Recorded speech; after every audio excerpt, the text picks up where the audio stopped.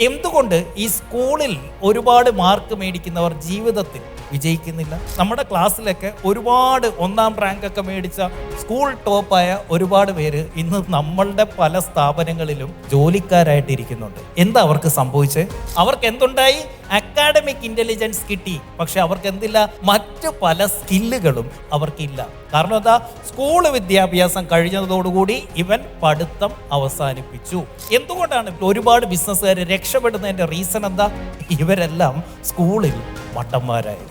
നമ്മൾ സ്കൂളിൽ ഏറ്റവും പിന്നിലായിരുന്നു. നമുക്ക് ഏറ്റവും കുറച്ച് മാർക്കേ കിട്ടിയുള്ളൂ. അതുകൊണ്ട് ജീവിതത്തിന്റെ പരീക്ഷ വന്നപ്പോൾ നമുക്ക് എന്തുണ്ടായി?